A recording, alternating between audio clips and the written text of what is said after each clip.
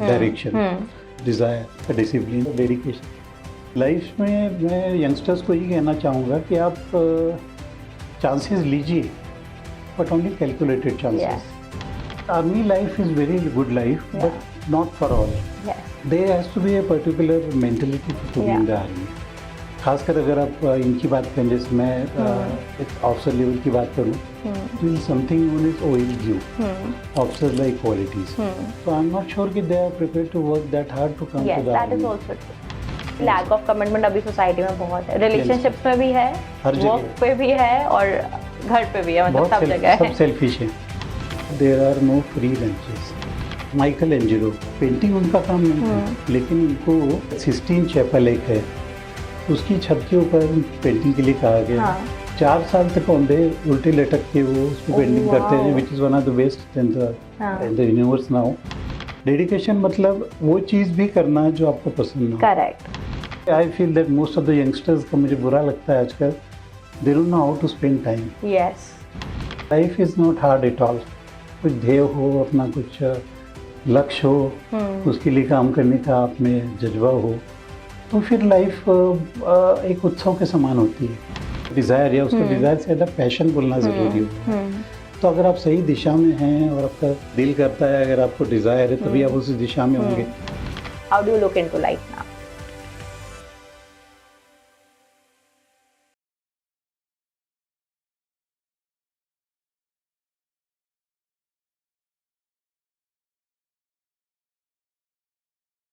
Hello everyone, welcome back to my channel.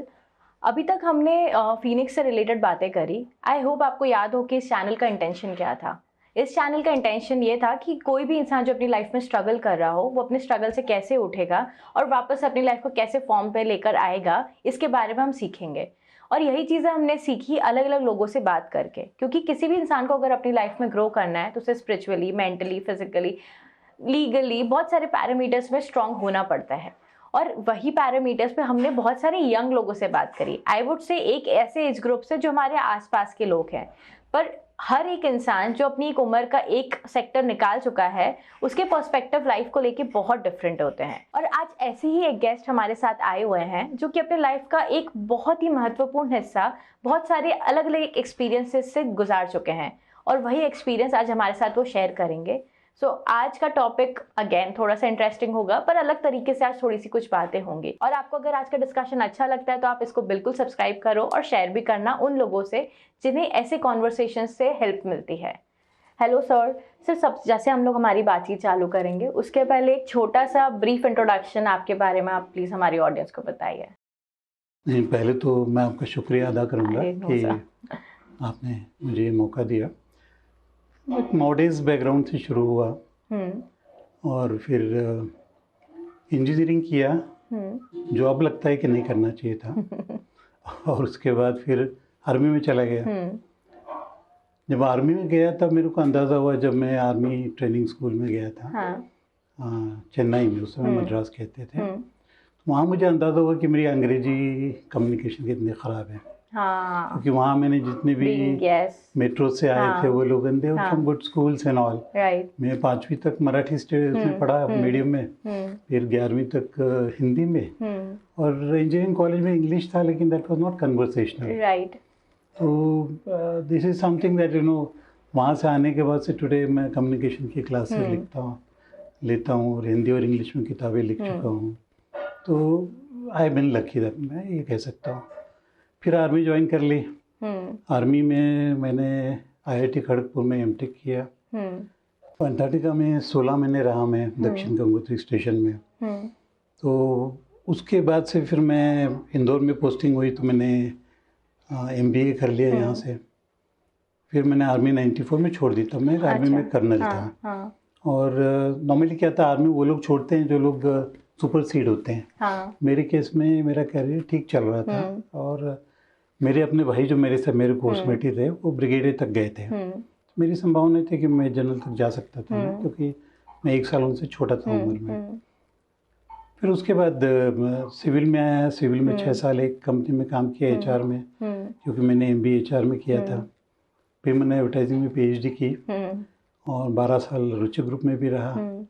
उसके बाद 5 साल 60 से 65 तक मैंने कहा अब एजुकेशन को देते हैं। तो मैं एक इंजीनियरिंग कॉलेज का डायरेक्टर था। उसके बाद से, जो 65 के बाद से, अभी नाउ आई एम 72, फिर मैंने कहा कि बहुत ज़्यादा रनिंग अराउंड ठीक नहीं है, इसीलिए आई डिसाइडेड कि मैं अभी विजिटिंग क्लासेस लूँगा। तब से मैं विजिटिंग क्लासेस ले रहा हूँ, IIPS में जा रहा हूँ पिछले 5-6 साल से। तो दिस इज़ व्हाट थिंग। और इसके दौरान मैंने जैसे बुक्स लिखी, मैंने आपको से बताया हुआ है। And then of course life has been very kind to me, तो काफ़ी कुछ अच्छा रहा। This is what I am. और बस यही रीज़न है कि आपसे एक बात करनी थी, बिकॉज आपके इतने सारे वाइड एक्सपीरियंसेस हैं, तो आई होप वो एक्सपीरियंसेस कहीं ना कहीं ऑडियंस की हेल्प करें। So let's begin with our discussion. सबसे पहला मेरा क्वेश्चन आपसे यह है कि how do you look life now? मतलब मैं यही क्वेश्चन 40 साल के लोगों से पूछ चुकी हूँ, 22-25 साल के लोगों से पूछ चुकी हूँ, but now I want to ask you, how do you look into life now? Life as it is now. हाँ, और होल एक्सपीरियंस, ग्रेजुअल चेंजेस। और अब आप, जैसे आपने पूरा एक लाइफ का इतना सारा स्पैन गुजारा है, तो वो स्पैन में आपने क्या सबसे बड़ा लेसन सीखा है? बहुत सारे शुरू में ऐसा होता है कि बच्चे होते हैं तब हमको बहुत सारी चीज़ें क्लियर नहीं होती हैं, बहुत सारे इनसिक्योरिटीज होती हैं और बहुत सारे एम्बिशंस भी होते हैं। धीरे धीरे से उम्र होती है, मैच्योरिटी आनी है, आपको अक्लमंद भी होना है, थोड़ा समझदार भी हो जाना है। और फिर इस उम्र में आते आते, 72 की उम्र में आते आते आपके बच्चे सेटल हो गए हैं, आपके कोई फाइनेंशियल लाइबिलिटीज नहीं है। तो मुझे ऐसा लगता है कि this is the best time where you can try and indulge into your various hobbies and all. And that is where I feel that most of the youngsters का, मुझे बुरा लगता है आजकल, they don't know how to spend time. Yes, because क्या होता है, they allow the time to become the enemy. फिर आगे जाके हमारी उम्र में जब लोग होते हैं, तो मैंने कईयों को देखा है कि उनको पता नहीं होता कि वक्त क्या किया जाए। फिर या तो उनको कोई सहारे की जरूरत पड़ती है, फिर वो बेकार एक लाइबिलिटी बन जाते हैं। राइट। हाँ, this is a very good point. तो आपके हिसाब से इस एज में लाइबिलिटी और एसेट का क्या डिफरेंस है? मतलब जैसे आपने बोला, you might be an asset to somebody and people are liability to somebody. See you got to, जैसे जैसे हम ग्रो होते हैं वैसे वैसे we must try and inculcate hobbies और something which keeps us happy. तो बेसिकली हम हैं तो एक ही यूनिट, कितने भी लोग साथ आए जाए, वो तो चला चली का मेला है, लोग आते हैं जाते हैं। मेरे साथ के काफ़ी लोग अभी तक ड्रॉप आउट हो चुके हैं। सो इसमें हमेशा अपने को ऐसा कुछ, अगर अपना कुछ ध्येय हो, अपना कुछ लक्ष्य हो, उसके लिए काम करने का आप में जज्बा हो, तो फिर लाइफ एक उत्सव के समान होती है। राइट। फिर life is not hard at all. लेकिन अगर आप हमेशा ऐसा सोचें, बहुत ज़्यादा अपने एक्सपेक्टेशन बहुत ज़्यादा रखें, उसके लिए काम करने को आप तैयार ना हो, और आपके दुनिया भर के डिस्ट्रैक्शंस हों, तो आप कभी हासिल नहीं कर सकते। Right. What was your ultimate motto पूरे लाइफ स्पैन में?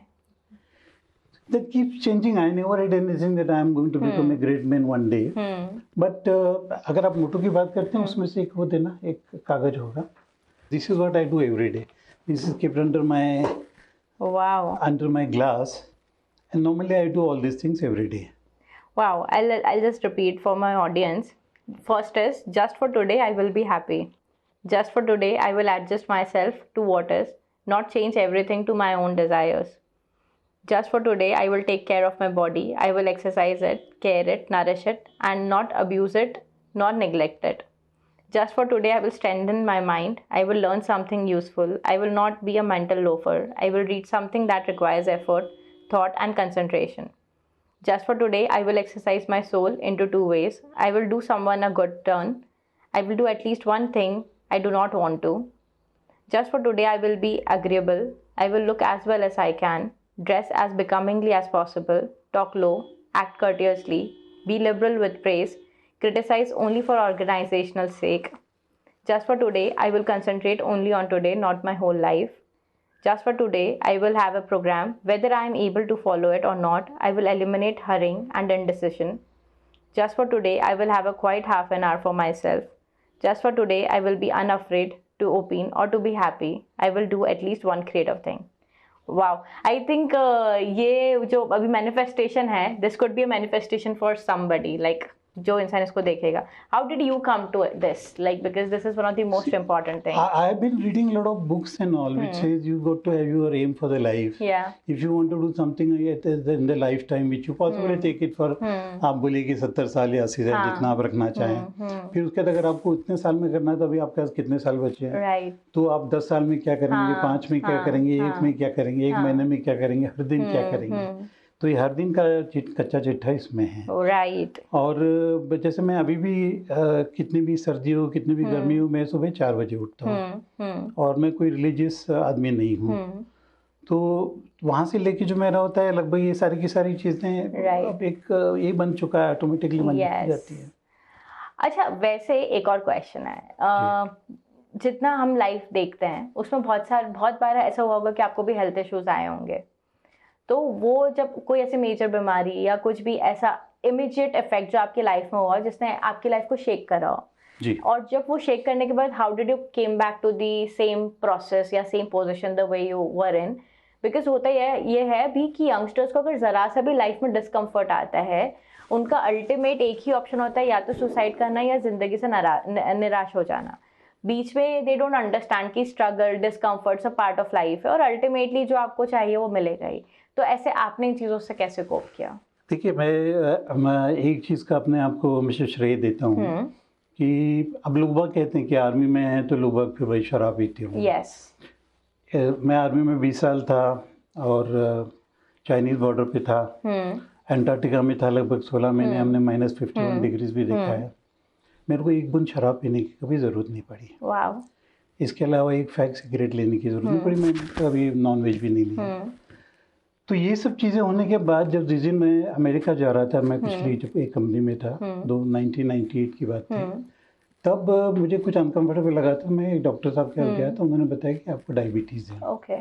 तो आई फील बैड कि जब it is something like this कि when I have been looking after my, ये सारा कर रहा हूँ, अपनी बॉडी को देख रहा हूँ, मैं कर रहा हूँ, I am fit for my age and everything, मेरे साथ ही क्यों. फिर मैंने कहा एक आर्थर एश हमारे टेनिस के प्लेयर थे. He was the first black to win a grand slam, Wimbledon. उनकी मृत्यु हुई जब उनको खून चढ़ाया गया और वो खून शायद एड्स अफेक्टेड था. कहीं एक्सीडेंट हो गया था रास्ते में. तो किसी ने उनसे पूछा कि आपने भगवान से पूछा नहीं कि व्हाई मी, कि इतने सारे लोग हैं दुनिया में. It was a very rare thing for somebody to die that way when he was dying. कितने लोग दुनिया में खेलते हैं टेनिस. तो किसी ने बताया कि भाई 10,000 खेलते होंगे, 50,000 खेलते होंगे. कितने हैं जो बड़े बड़े टूर्नामेंट्स खेलते हैं, कितने जो ग्रैंड स्लैम खेलते. तो करते करते नीचे फिर आगे कितने हैं जो विंबलडन खेलते हैं, कितने हैं जो उनमें से आते हैं 5-10 वगैरह. और जब ये सब हो रहा था और मैं पहला ब्लैक था जिसने मैंने जीता वो, तब मैंने भगवान को नहीं पूछा कि वाई मी. करेक्ट. अभी क्यों पूछूं कि वाई मी. ठीक है, ऑल इन द गेम. तो तब मेरे को बुरा जरूर लगा था कि why should it happen, it may be hereditary, but जो भी था. But then after initially this was something, but then I said ठीक है. Then I met a doctor who told me very nice thing. He says diabetes is not a disease, it's a disorder, that's all. Right. Fine. तो फिर उसके साथ I am here today and it will 98 से आप हिसाब लगा लीजिए 25 साल हो गए. करेक्ट. लाइफ में और आपके हिसाब से क्या ट्विस्ट एंड टर्न्स आए which you would like to acknowledge? अगर मेरी लाइफ में कहानी बनाई जाए तो मेरे ख्याल ये बिल्कुल फ्लॉप हो जाएगी, क्योंकि उसमें कोई ट्विस्ट एंड थे ही नहीं. मे बी हो और आपने उसको ट्विस्ट एंड टर्न की तरह ना देखा हो. You might have taken it as a life moving forward with it. Like see living in Antarctica, changing location, changing education backgrounds, ये सब भी ऐसी चीज़ होती है जो कि नॉर्मली इंसान कोप नहीं कर पाते हैं. मतलब people can not accept lot of changes. पर आपने जितनी आपका इंट्रोडक्शन दिया उसमें हर मोड़ पे चेंज है. तो वो भी ट्विस्ट एंड टर्न्स है. तो how did you were you that person जिसको ट्विस्ट एंड टर्न के साथ जाना पसंद है? नहीं, experimental life is good, but only thing is कि ये जो जितनी भी चीजें हुई मेरे को कभी भी ऐसा नहीं लगा कि मैं ऐसा कुछ कर रहा हूँ. और हर वक्त मैं आई थिंक मैं समर्थ था जो भी मैंने किया लाइफ में. मैं यंगस्टर्स को ये कहना चाहूँगा कि आप चांसेस लीजिए, बट ओनली कैलकुलेटेड चांसेस. तो ओनली व्हेन, हाँ, अदरवाइज जस्ट ब्लाइंडली नहीं करिए. वो ऐसे बोलते हैं ना कि पैशन के लिए सब छोड़ दो, पर एटलीस्ट ये तो देखो कि पैशन से कितने दिन तक पेट भरा रहेगा। वो ठीक है, नहीं जनरली मेरे को इनको आजकल के जो लड़के हैं उनसे मेरे को वही लगता है कि शिव खेरा ने अपनी किताब में लिखा हुआ है कि there are 5 Ds for life जिससे आप सक्सेस हासिल कर सकते हो। पहली है वो आपकी सही दिशा होनी चाहिए, डायरेक्शन, या उससे पहले अगर आप बोले तो डिज़ायर, या उसको डिज़ायर से ज़्यादा पैशन बोलना ज़रूरी होगा। तो अगर आप सही दिशा में हैं और आपका दिशा और आपका वो दोनों आपस में समन्वय तो होगा ही। अगर आपका दिल करता है, अगर आपको डिज़ायर है, तभी आप उसी दिशा में होंगे। जैसे 3 Idiot में बोलते हैं कि भाई आपको फोटोग्राफर बनना है तो फिर आप इंजीनियर ना बने। I was not suppose to be an engineer, let me tell you honestly कि मेरे में इंजीनियरिंग एप्टीट्यूड नहीं था, मैं क्रिएटिव था। लेकिन मुझे ऐसा लगता है कि उस ज़माने में हमको कोई ऐसा भी नहीं था, कोई एप्टीट्यूड वाली कोई बात नहीं थी। तो पहला हो गया आपकी डायरेक्शन, दूसरा हो गया कि आपकी डिज़ायर, तीसरा हो गया आपका डिसिप्लिन। तो वो तो खैर आर्मी के होने के नाते आज भी हमारा डिसिप्लिन मेरे स्टूडेंट्स आपको बता सकते हैं। और चौथा होता है dedication, that is something to do with commitment. Dedication और डिसिप्लिन में लोग आजकल यंगस्टर्स वो नहीं कर पाते हैं। डेडिकेशन मतलब वो चीज़ भी करना जो आपको पसंद हो। करेक्ट। जैसे माइकल एंजेलो बहुत बड़े स्कल्प्टर थे, दुनिया के सबसे अच्छे। पेंटिंग उनका काम नहीं था, लेकिन उनको एक शायद सिस्टीन चैपल एक है, उसकी छत के ऊपर उनको पेंटिंग के लिए कहा गया। 4 साल तक औंधे उल्टे लटक के वो उस पर पेंटिंग करते रहे, विच is one of the best in the universe now. लेकिन वो उनका नहीं होने के बाद, उनकी फील्ड नहीं होने के बाद उन्होंने किया। So that is what is the dedication और कमिटमेंट इज़। तो ये चारों चीज़ें अगर यंगस्टर्स में नहीं है तो वो हासिल नहीं कर सकते ना।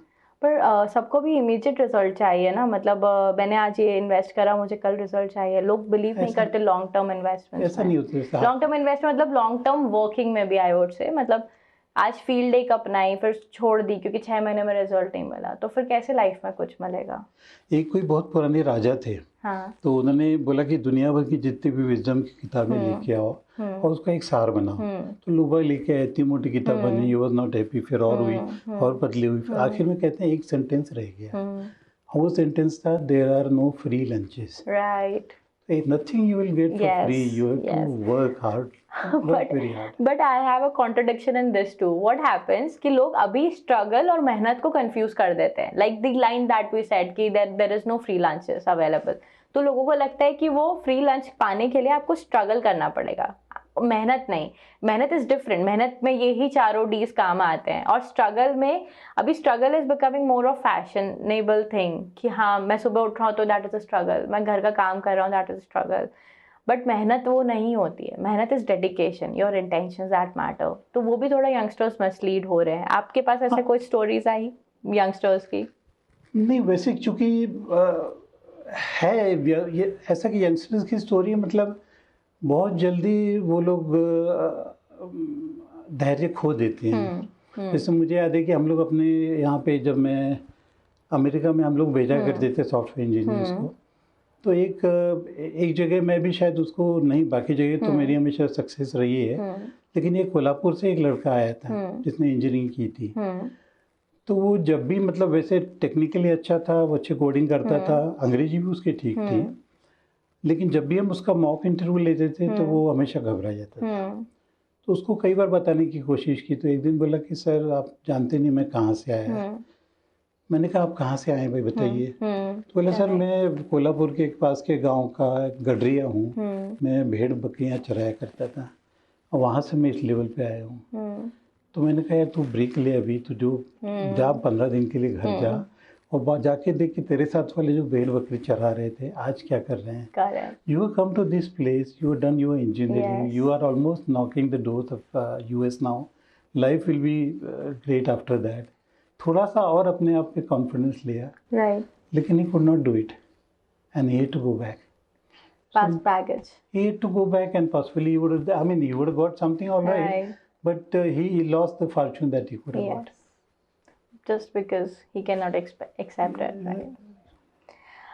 Do you believe in spirituality? Like how do you right, like you said, you're not a religious person, but spirituality पे आपका belief क्या है? I believe in spirituality, all right. What happens you know I am so many times मैं जैसे लोगों को बोलता हूँ कि मैं बहुत नकली इंसान हूँ। नकली इन द सेंस कि मैं मराठी हूँ लेकिन मेरी मराठी काफ़ी खराब है क्योंकि हमेशा एमपी में ही रहे वगैरह। यहाँ तक कि अंटार्कटिका में 16 महीने थे तो वहाँ पे एक सज्जन थे Gulani, he was only other Marathi there. तो लगभग 1-1.25 साल हो गया था समथिंग, ऐसे कोई बात चली, उसने मराठी में बोली तो उसका मैंने जवाब दिया, तो then he came to know that I am a Marathi while only 15 persons for 16 months together in that place where you can go out for 7 days at times. तो ये एक तो वो नकली, फिर फौजी नकली बिकॉज आई डोंट ड्रिंक और समथिंग। लोग मेरे घर में डिनर के लिए आते नहीं थे, बोले तू क्या, तू सॉफ्ट ड्रिंक पिलाएगा, घास फूस खिलाएगा, तेरे पास कौन आएगा। तो ऐसा है। या फिर इंजीनियर, जैसे मैंने कहा कि I am not suppose to be an engineer, I don't have the aptitude. मेरे बच्चे छोटे थे, मेरा छोटा वाला लड़का था वो लगभग 6 का था, बड़ा 10 का था। तब हम फैमिली की गाड़ी से कहीं जाते थे और कुछ खराब होती थी तो बोलते पापा आप हाथ मत लगाओ। यू नो वो जो कच्चा बनियान पहना हुआ लड़का कोई मिलेगा कम से कम गैरेज तक तो ले जाएगा, तो आप वो मत करो। I believe that there is a god, लेकिन मैं मेरे ख्याल है भगवान के ऊपर दिन भर में शायद 5 या 10 सेकंड से ज़्यादा मैं बिताता नहीं। मैं मानता हूँ कि अगर मैं अपना काम ठीक ठाक कर रहा हूँ, अगर मैं किसी के साथ बेईमानी नहीं कर रहा हूँ, अगर I am honest to my profession, तो वो देख रहा है जो कुछ मेरा भाग्य में होगा, मेरी डेस्टिनी होगी, मेरे को मिलेगा। आर्मी का नाम सुनते से ना ऐसे दिल में खुशी होती है और थोड़ा सा हाइप तो मिलता है। तो वो और अभी लोग इतना प्रोग्रेसिव हो गए हैं तो थोड़ा समझने भी लग गए हैं आर्मी के बारे में, और लोग चाहते हैं कि वो ज्वाइन भी करें। तो उसकी कैसी प्रोसेस होती है आपके हिसाब से कि अगर किसी को आर्मी ज्वाइन करनी तो कैसे कर सकता है? नहीं, आर्मी चूंकि मैंने इंजीनियर होने के बाद आर्मी ज्वाइन की थी, तो हमारा अलग होता है। एक शॉर्ट सर्विस कमीशन होता है, एक परमानेंट कमीशन होता है। परमानेंट कमीशन वाले हैं वो देहरादून में जाके ट्रेनिंग करते हैं, शॉर्ट सर्विस वाले चेन्नई में करते हैं। और बाकी जो रिक्रूट जो होते हैं, जो जवान आर्मी में 3 कैटेगरीज होती हैं, ऑफिसर्स, जेसीओ और ओआर। जेसीओ मतलब जूनियर कमीशन ऑफिसर्स, वो होते हैं कि वो दे स्टार्ट फ्रॉम नायब सूबेदार, सूबेदार और सूबेदार मेजर। और जो ये होते हैं ओआर, वो they start from let us से sipahi to lance naik to naik to havaldar type of thing. तो उसके लिए तो काफ़ी आजकल आर्मी में इंजीनियर्स की कमी है, क्योंकि ज़्यादातर लोग चाहते हैं खुशी जॉब मिले। Yeah, because I still remember like मतलब I'm cutting you, but I still remember जब मैं इंजीनियरिंग में थी, that was the last time Navy came in for the placement. और उसके बाद तो नहीं आई, मतलब ऐसा था। और उसमें भी they don't hire women उस टाइम पे था। Yes. तो मुझे तब ये था कि वर्दी पहनने को मिलेगी, मतलब I wanted that hype, but when we got to know कि नहीं it's not women, and one of my friend got placed through that because I am also an engineer. तो उधर से तब आई नहीं हूँ कि हाँ आर्मी ऐसे रिक्रूट करती है, बट अभी ऐसा सुनने को नहीं मिल रहा है। बट वो हाइप बहुत अच्छी लगती है। Yes, army life is very good life, but not for all. Yes, there has to be a particular mentality for to be in the army. खासकर अगर आप इनकी बात करें, जैसे मैं ऑफिसर लेवल की बात करूं, तो is something known as OLQ, officer like qualities. तो वो चेक करते हैं, बिकॉज कहते हैं कि जो सर्विसेज सिलेक्शन बोर्ड में जाते हैं तो जो सिलेक्ट होते हैं हमारे समान, हमको नहीं पता हम क्यों सिलेक्ट हुए। Like I was from middle class background. हमारे यहाँ जो मेरे साथ लगभग 3 बैचेस थे, और 3 बैच में कोई जयपुर के आसपास का किसी राजघराने का एक ये भी था, युवराज भी था, one was a body builder something, but he was not selected and I was selected. So one doesn't know really why you are selected for, and जो रिजेक्ट होता है उसको he doesn't know what he was rejected for. Just because they want to possibly, some of the people who are high five they also not to be taken, because they will not be disciplined, right? So they don't go for this thing कि इसके ऊपर लोग लेना है, they try and go for इनके बीच में लोगों को लेना है। तो it is sad कि most of the army is a very commendable life, and I know people, I don't know why the engineers are not interested in joining, because they are not aware about it genuinely. Like what happened, matlab at my time our TPO didn't inform us that army is coming. What happened, there were placement groups, right? And we just saw that board that this Navy is coming, and I got to know just one day prior to the placement thing. And I got excited, but it wasn't pre-informed thing. That hype was not created by the colleges at my time. Now I don't know, but yes, because even I feel I will talk to my age group, they are not aware about it, that engineers are placed over there. वो जब बात होता है तो मैं किसी को बताती हूँ नहीं मैंने भी देखा है, क्योंकि मेरा फ्रेंड उधर पे ऐसे ही गया था, तो वो मेरा डर तो ये कि अवेयर भी हो जाए। हाँ, तो आई एम नॉट श्योर कि they are prepared to work that hard to come to the army. वो ये सारी जितनी बीमारियां हम जो यंगस्टर्स की बात कर रहे थे, वो वहाँ भी तो आती है ना। वही है ना सर, हाइप सबको अच्छी लगती है, वो वर्दी अच्छी लगती है, उसके पीछे पर मेहनत नहीं। तो हम लोगों का ऐसा यही, जैसे आप बॉलीवुड देख लीजिए, यस, सलमान खान की कोई पिक्चर हिट हो जाएगी तो लोग अपना चश्मा निकाल के पीछे लगाना शुरू करेंगे। कोई ये नहीं देखता कि जब वो जानबूझ के किसी ऐसे होटल में रुकते हैं जो 25 किलोमीटर दूर है, रोज 25 किलोमीटर साइकिल चला के आते हैं और जाते हैं। कोई ऋतिक रोशन का पिक्चर आती है, सब लोग बोलते हैं अच्छा ऐसा करके वो शायद वो हाई वो करता है, फर्स्ट मूवी उसकी, बट कोई ये नहीं देखता कि उसको स्पीच की इतनी प्रॉब्लम थी। All these youngsters can not express themselves. And again a latest incident with Salman Khan, जब उनके ऊपर अभी हमला हुआ तो उसके बाद फर्स्ट लाइन ही सेड कि मुझे डरा है तो ठीक है, बट मैं तो जाऊंगा शूट पे, I have got my commitments. तो ही वाज, और उन्होंने रिक्वेस्ट भी करा सबसे कि प्लीज मेरे सेलिब्रिटी फ्रेंड्स को मुझसे मिलने मत आओ, आई जस्ट वर्क, मतलब मुझे काम करना है। तो ये भी तो एक जज्बा होता है ना देश को सर्व करने का, मतलब वो कमिटमेंट का कमिटमेंट। हमने जो कमिटमेंट के 4 उसमें बोला डेडिकेशन वाला, तो जब तक मैं खुद भी एक बार कमिट किया तो उसको मैं खुद भी बदल नहीं सकता। जब तक वो कमिटमेंट नहीं हो तब तक कुछ और वही लैक ऑफ कमिटमेंट अभी सोसाइटी में बहुत है, रिलेशनशिप्स में भी है, वर्क पे भी है और घर पे भी है, मतलब सब जगह है, सब सेल्फिश है। ट्रू। सर कोशिश है थोड़ा थोड़ा सुधार ला पाए, मतलब हम लोग चाहते हैं, क्योंकि मैं भी शायद वैसे ही होती अगर मैंने एक्सपीरियंस नहीं करा होता। तो I have seen that change कि अगर आप अपनी लाइफ में, जैसे आप यही है 10 प्रिंसिपल्स अगर आप अपनी लाइफ में लेकर आएंगे तो आपकी लाइफ ब्यूटीफुल होगी, यू विल ग्रो ब्यूटीफुली। सो बस दैट्स इट।